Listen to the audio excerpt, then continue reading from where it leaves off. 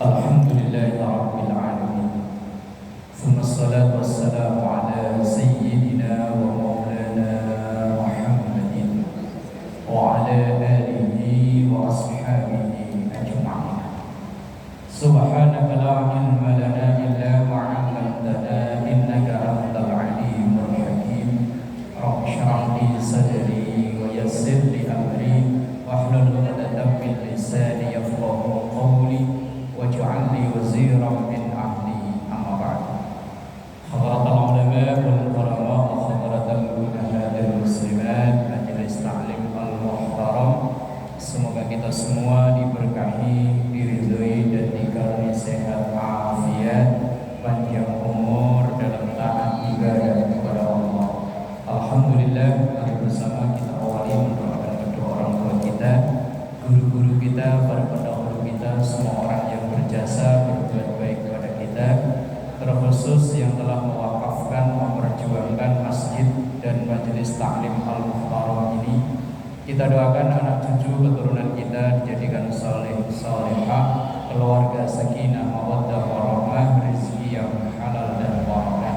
Kita doakan yang sakit, mungkin jamaah kita, keluarga kita, atau tetangga kanan kiri kita yang terdekat dengan masjid dan kita doakan yang sakit semoga segera diangkat penyakitnya, dikaruniai sehat afiat. Ala hadiniyah wa ila hadratin nabiyil mustafa Muhammadin sallallahu alaihi wasallam. Syaulillahi lahum al-fatihah. A'udzu billahi minasyaitonir rajim. Bismillahirrahmanirrahim. Alhamdulillahi rabbil alamin, arrahmanir rahim, maliki yaumiddin.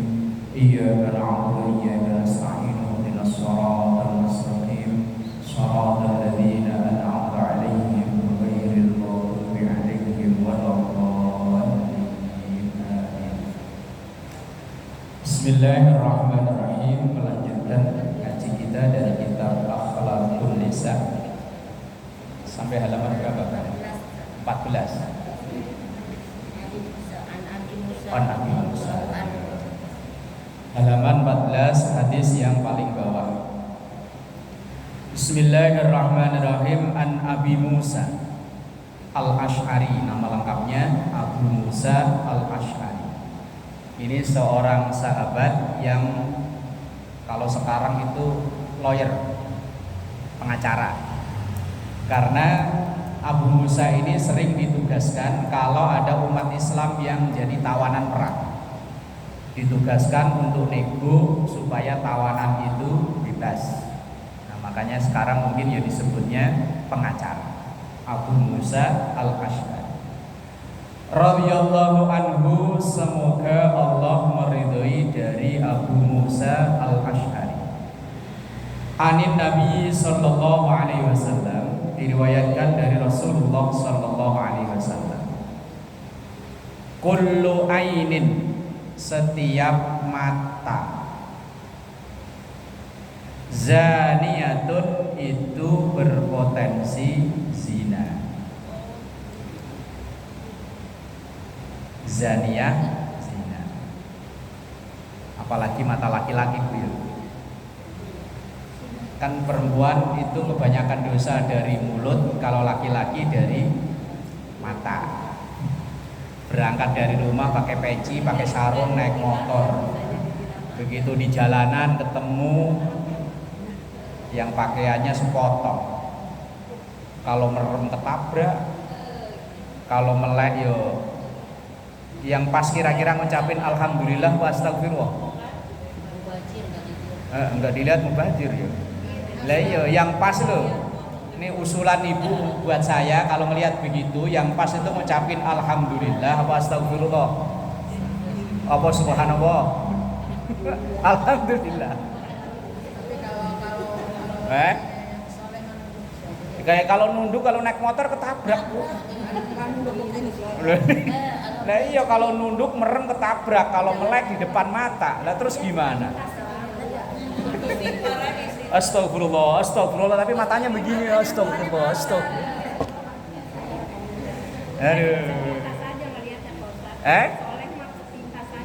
Lah kalau naik motor dia di depan, saya di belakang. Terus gimana? Rezeki. Lah iya lah, kalau pas papasan dia dari sono kita dari sini ngelihatnya wes.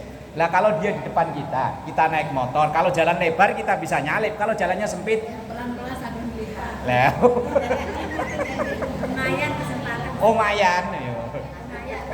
Astagfirullahaladzim. Apa alhamdulillah. Tapi makanya begini. Lah, makanya di situ kullu ainin zaniyatun. Setiap mata, mau mata siapapun, kecuali ia tinggal di tengah hutan sendirian, insya Allah enggak. Lah kalau tinggal perkotaan begini loh, Susah ya. wes. Makanya wiridan, zikir terbanyak orang akhir zaman itu ya istighfar.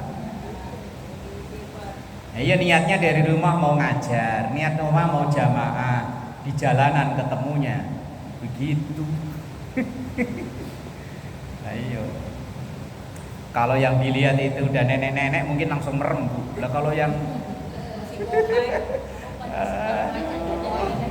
yang dilihat yang gemoy bohai walah wis angel.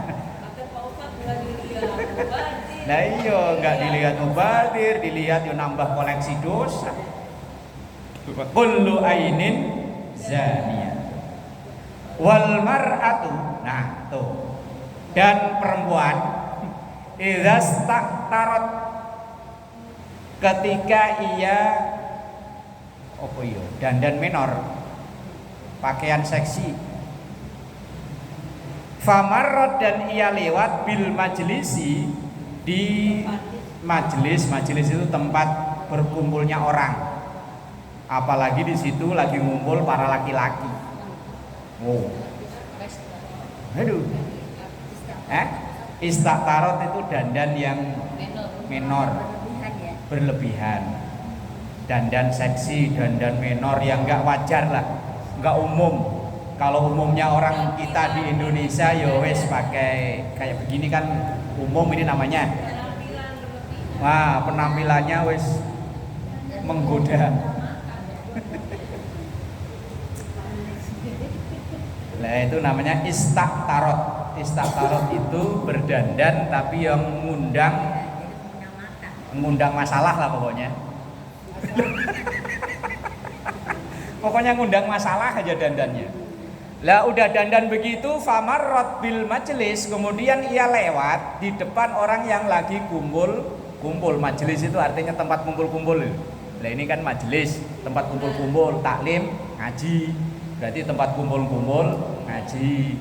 Kalau taklim pakai kaf artinya ngomong-ngomong, ngobrol-ngobrol. Kalau taklim itu tak ain lam ya mim, itu taklim artinya belajar. Kalau taklim pakai kaf, tak kaf lam ya mim artinya dari kata kalama, ngobrol. Makanya kalau ibu ngobrol-ngobrol, ngumpul-ngumpul, ini namanya majelis taklim. Kalau taklim belajar. Lain lagi kalau pakai qaf, taklim artinya motong. Motong-motong itu gending-gending, mau motong pisau apa-apa. Kalau taklim pakai qaf artinya motong. Kalau taklim pakai kaf artinya ngobrol. Kalau taklim pakai ain artinya belajar. Kalau taklim pakai hamzah artinya menyakiti. Tempat nyakiti, tempat penjaga. Ya. Kalau ditulis Arab beda-beda, kalau ditulis Indonesia hampir mirip loh ya. Apalagi diucapin, mirip. Mana Bu? Taklim. Oh berarti mau ngobrol-ngobrol. Mana taklim? Nah, baru mau ngaji. Makanya kadang ketuker ini taklim apa taklim. Maksudnya ibu itu kali taklim. Iya niatnya taklim tapi ternyata jadinya taklim. Makanya kadang saya kalau ngaji sama ibu-ibu sebisa mungkin diselingi bercandaan biar makmanya nggak ngobrol sendiri. Famarrat bil majlis, kemudian wanita yang dandan bohai, semlohai, bahenol menol. Lah iku tok famarrat bil majlis, ia duduk lewat di tempat kumpulan orang-orang, maka fahia kada wa kada. Maka wanita seperti ini kada wa kada, maksudnya begini-begini. Maksudnya itu memancing zina. Yang lakinya nggak bisa nahan mata, yang perempuannya nggak bisa nahan dandanan. Berarti laki perempuan sami mawon 11. Yo wes lah, rombongan pokoknya. Loh iya lewat umum. Wah, terus dadanya sengaja jalanannya agak di kayak bebek ya, pakai.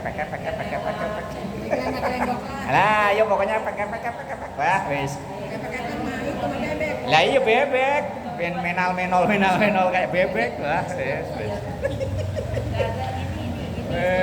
Memang sengaja ia nunggu digodain. Wah, wes. Kada itu ngene begini nih. Yang begini nih yang jadi timbulnya zina. Loh, maksudnya tuh begini loh, kada wa kada itu. Lah yang ini nih yang nyebabin zina yo lakinya matanya nggak bisa ngerem, lah perempuannya yo mancing. Wes. Jadi dah. Nih itu namanya kada wa kada. Yakni yang dimaksud kada wa kada itu adalah zaniyatun, wanita pemancing zina. Dandannya begitu nggak umum. Ya umumnya kan begini ya. Kalau begini lewat kan biasa-biasa aja. Coba yang lewat yang tadi itu udah bajunya warnanya ngejreng. Ya kalau begini kan yang dilewatin juga biasa-biasa aja, nggak ada jreng-jrengnya. Lah biar nenek-nenek kalau dandanannya itu orang pasti langsung lah iya. Lah orang malah langsung begini, ya Allah, itu kalau yang dandan masih umur belasan, umur 20-an pantes. Lah ini udah umur 60, 70 dandanannya ya Allah. Wah, ya mau di TikTok mau di apa kek? Wah, wes. Rawahu Abu Dawud wa Tirmidzi wa qala hadisun hasanun sahihun. Hadis ini diriwayatkan Abu Dawud dan Imam Tirmidzi dan dikatakan bahwa hadis ini hasan dan sahih. Dan memang problem di masyarakat yaitu sampai terjadi perilaku zina itu kan ya dua-duanya. Kalau salah satunya enggak kan ya enggak jadi. Biar perempuannya dandannya begitu, kalau laki-lakinya enggak ya enggak. Biar laki-lakinya ini kalau perempuannya enggak mancing-mancing ya enggak. Ya wis sama aja 11 12. Lah iyalah. Lah kayak orang tepuk tangan. Lah iya kayak orang tepuk tangan begini loh. Lah kalau ininya begini, kalau ini enggak begini ya enggak bakalan. Lah kalau ini udah begini, lah terus ini yang ini nyaut, wah jadi langsung lah.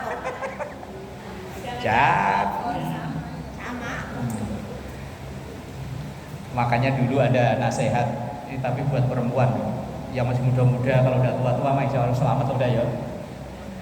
Kalau sama laki sendiri ngomongnya yang halus, tapi kalau sama laki orang agak ketus-ketus dikit nggak apa-apa. Nggak apa-apa kalau laki orang. Kalau laki sendiri mah yang halus, ini kadang dibalik. Biarin. Lah sampai terjadi perselingkuhan, perzinaan itu kan karena awalnya ngomongnya halus. Klien ditanya, "Mbak dari mana?" "Oh dari pasar Mas." "Ya Allah Mas, lama kita nggak ketemu ya Mas." Nah coba kalau ditanya, "Dari mana Mbak?" "Pasar." Selesai udah nggak bakalan nanya-nanya lagi itu. Lah ya biarin. Lah sampai terjadi kasus perselingkuhan itu kan gara-gara begitu kan. Awalnya cuma tegur sapa. "Dari mana Mbak?" Pasar Mas." "Kok sendirian?" "Iya Mas sih nggak mau nganter." Lah awalnya kan, lah coba kalau mana Mbak? "Pasar." Selesai udah nggak berani lagi. Lah yuk biarin. Lah yang penting sama lakinya lembut. Lah ini kadang sama lakinya galak sama orang lain. Wah bahaya. Kalau puasa sama aja malah Lah, ya harus dibedain lah. Sama laki sendiri yang halus. Mah bikinin kopi, siap gitu. Ini suruh bikinin kopi, kopak kopi. Lah laki digituin, Bu, di kantong ada duit. Langsung nyari kunci motor keluar ke warung kopi. Kebetulan di warung kopi yang jaga janda. Begitu duduk langsung ditanyain, "Mas, mau kopi apa susu?" Dah. Kopi susu. Dah iya. Angel.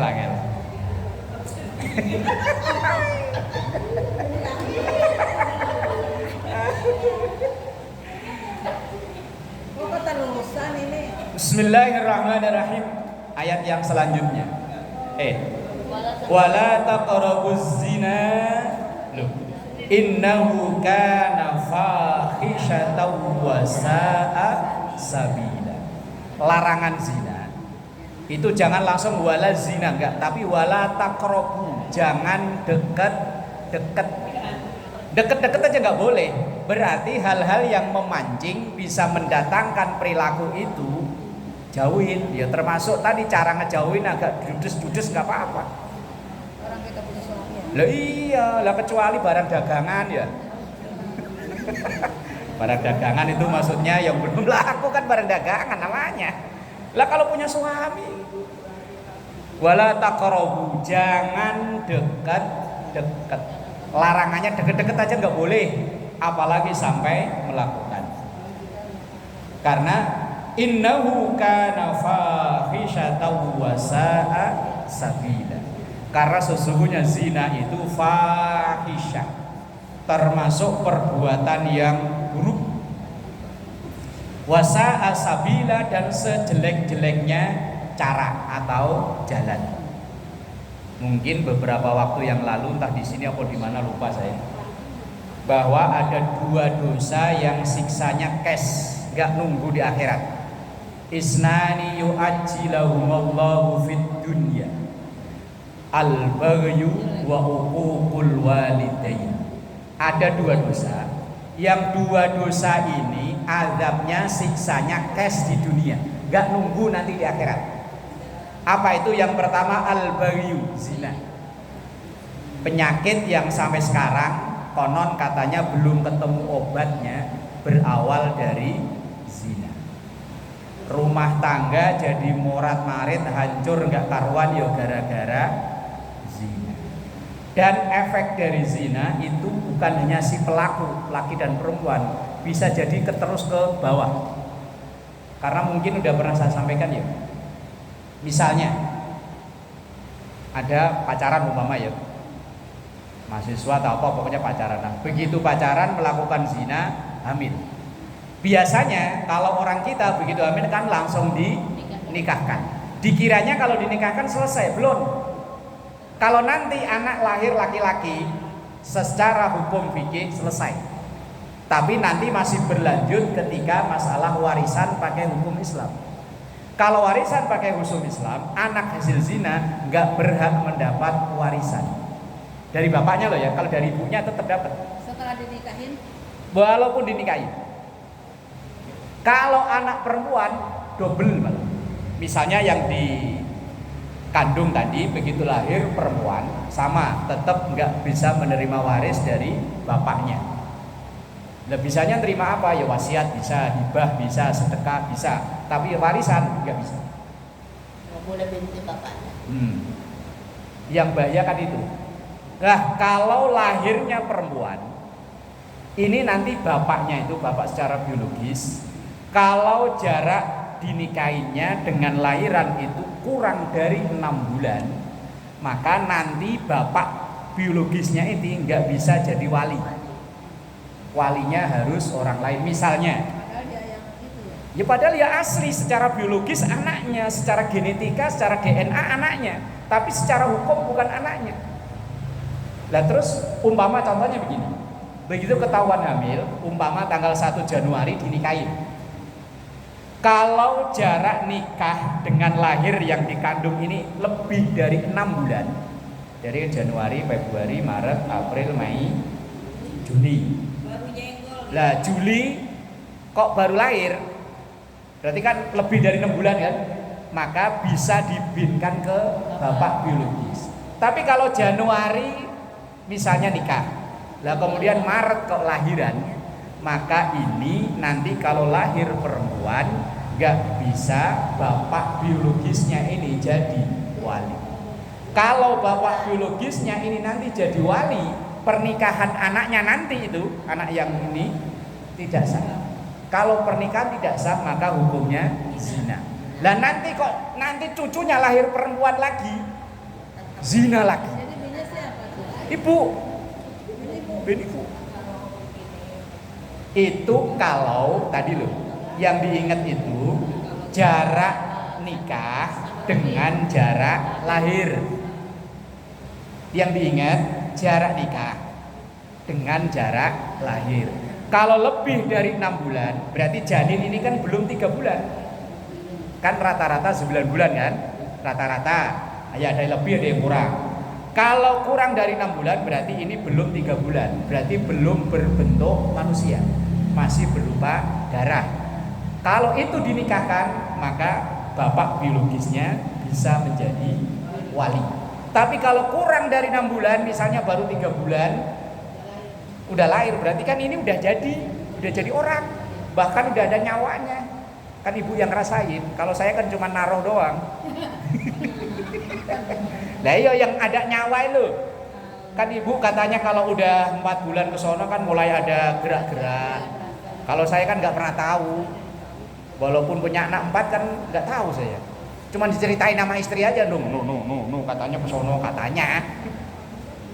Nah, kalau nikah Januari umpama Maret kok udah lahiran dan yang lahir anak perempuan, maka nanti bapaknya ini nggak bisa jadi wali. Ini bahayanya perilaku zina. Tapi orang pada nggak ada tahu. Lah maka dari itu kadang, mohon maaf Bu ya, biasanya kalau mendaftar ke KUA itu biasanya kalau KUA yang masih diteliti biasanya ditanya Bu.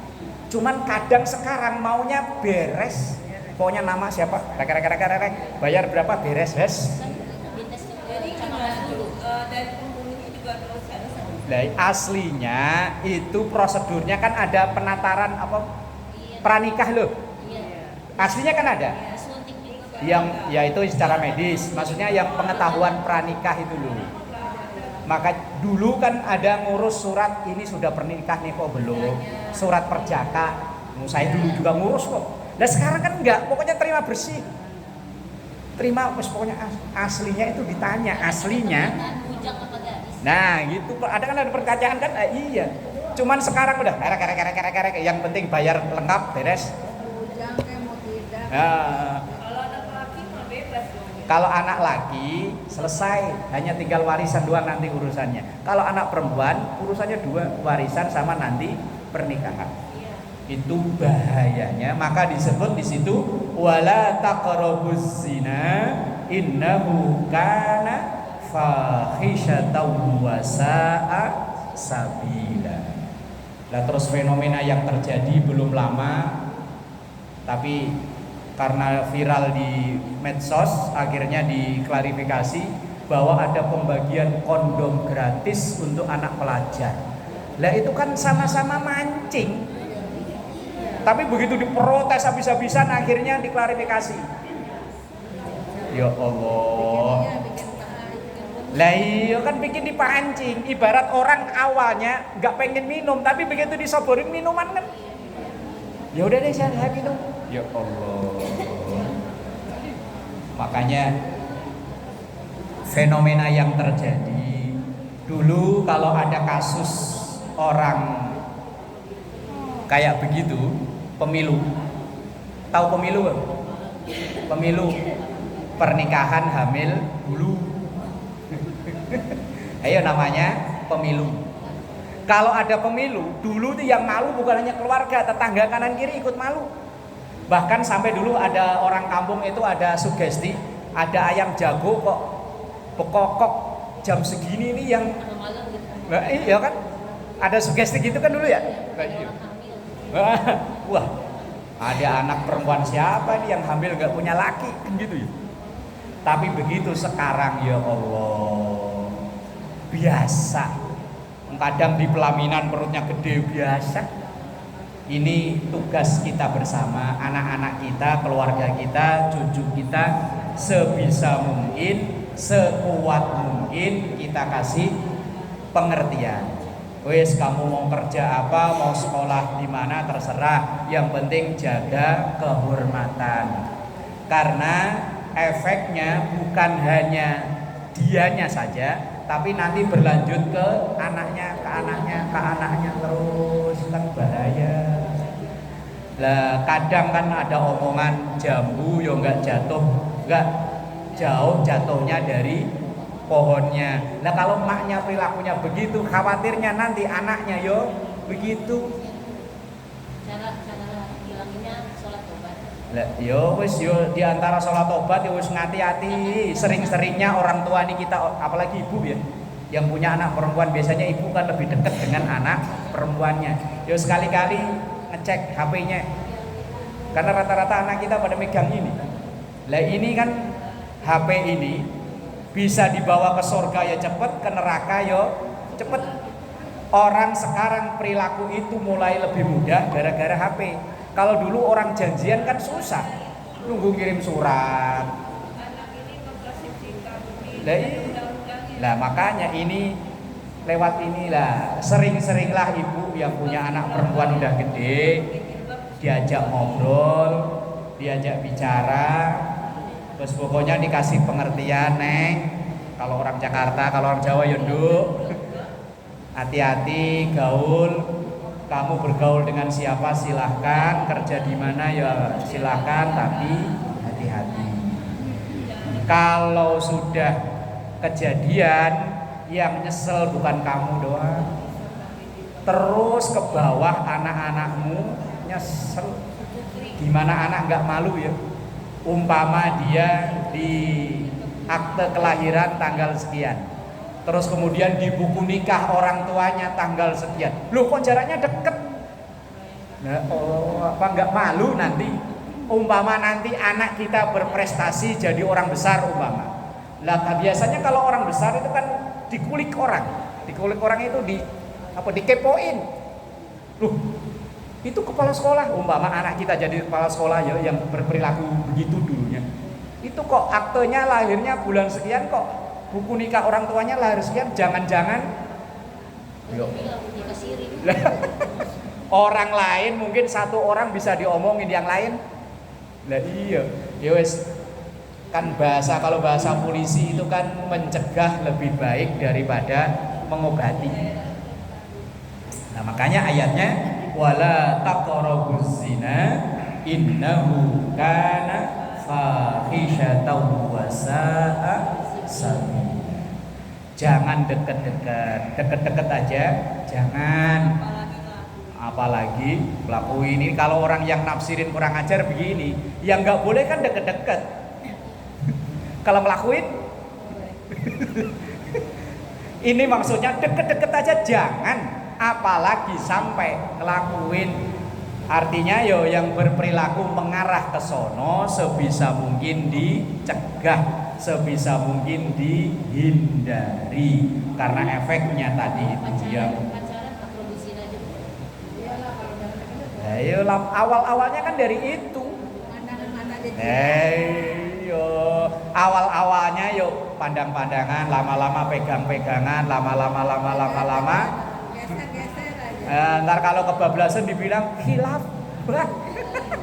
Alasan dari dulu. Ntar giliran lakinya kabur langsung semua laki-laki jahat. Padahal ya dulunya sama-sama. Wallahu a'lam bishawab. Al-Fatihah. Alhamdulillah.